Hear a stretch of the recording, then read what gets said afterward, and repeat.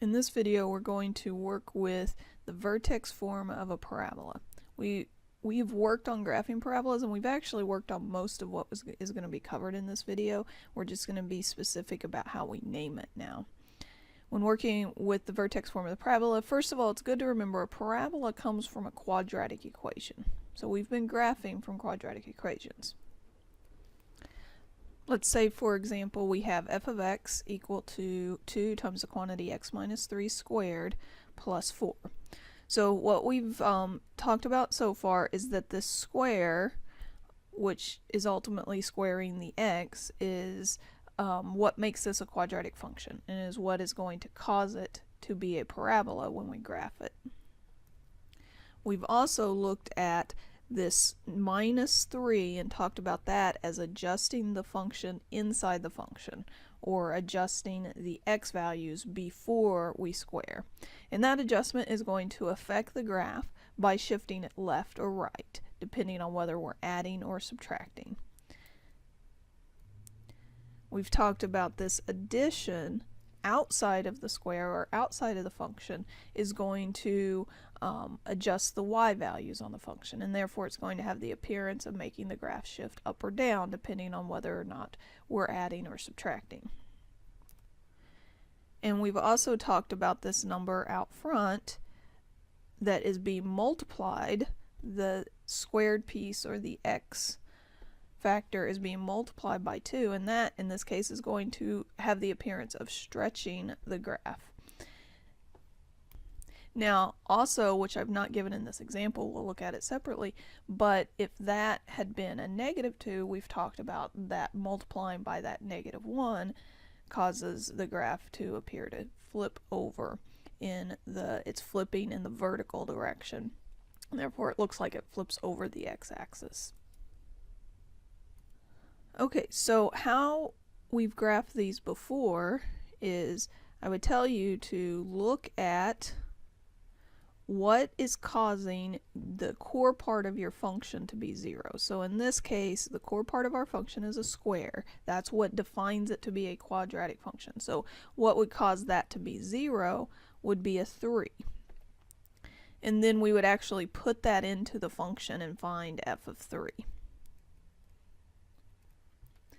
Now when we do that, the 3 minus 3 is 0 by design, right? And then 0 times 2 is 0. But we still have that plus 4 hanging on the end there, which ultimately gives us a 4. And you've done enough of these to realize that when you zero out that square part, what you're going to be left with is the addition or subtraction that's happening outside of the squared piece. So what this point ends up being is what we've called the vertex.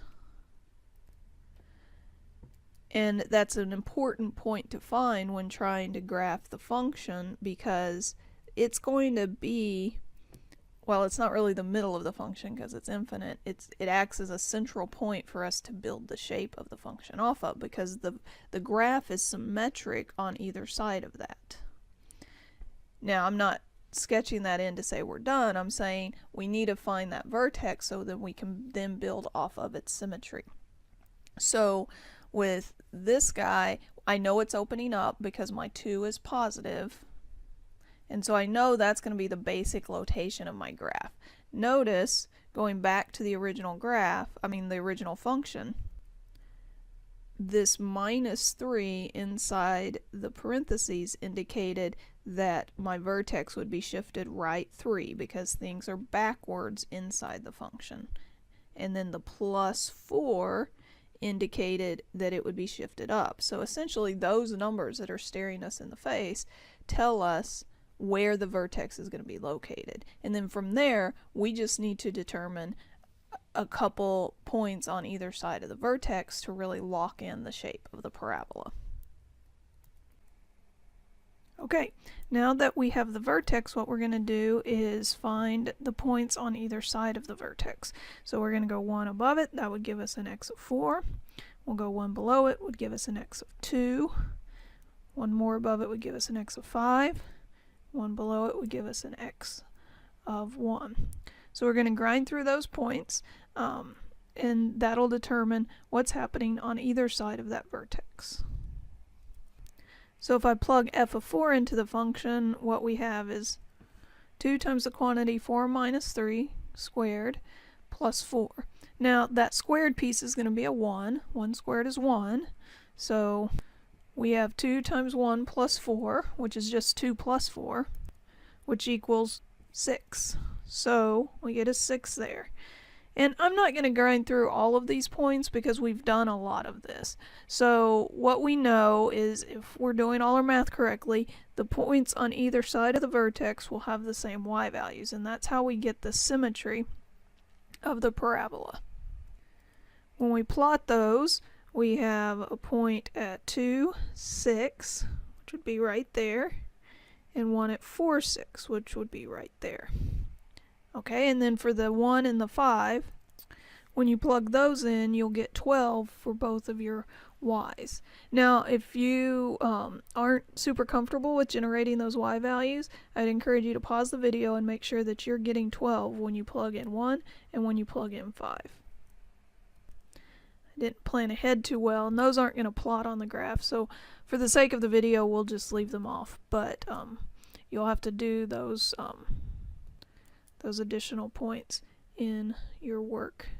So then we just graph in the parabola here, and we're done. So none of this is anything new from what we've already learned.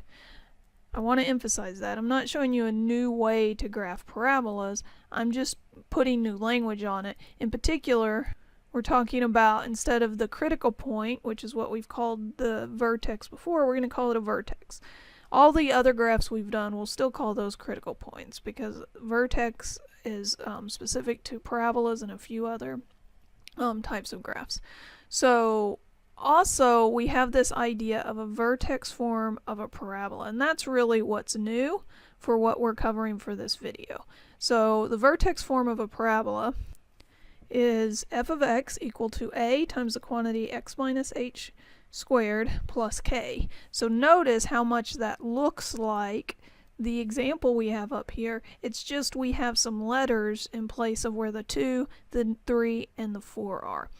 So we say this is the vertex form of the parabola, where the h and the k give the vertex. That's why it's called the vertex form of the parabola. But we've been noticing that show up already without calling it this specifically. So all we're doing is naming things at this point. You don't have to do anything with that. It's just this is a handy form of a the function of a parabola because we can just pluck the vertex out of it by looking at it. We did this with lines. When we looked at the slope-intercept form of a line, we could just pluck the slope and the y-intercept out of it by looking at it. And so that's why that was special. And so now we have something like that for our quadratic equations as well. The A also tells us some things. As we have seen, if that's positive, the parabola is going to open up. If it's negative, the parabola is going to open down. Also, if it's a number bigger than 1, it's going to stretch the parabola out or make it skinny. And if that a happens to be a fraction, it'll look like it squishes the parabola down or makes it wider than the standard parabola. So there's a lot that we can read from it being in the vertex form of a parabola, but really we've already talked about all that stuff. I just encourage you to not think that we're adding a lot of complexity to what we're doing, and rather we're just adding some vocabulary to it. Alright, go ahead and give some problems a try and see how you fare.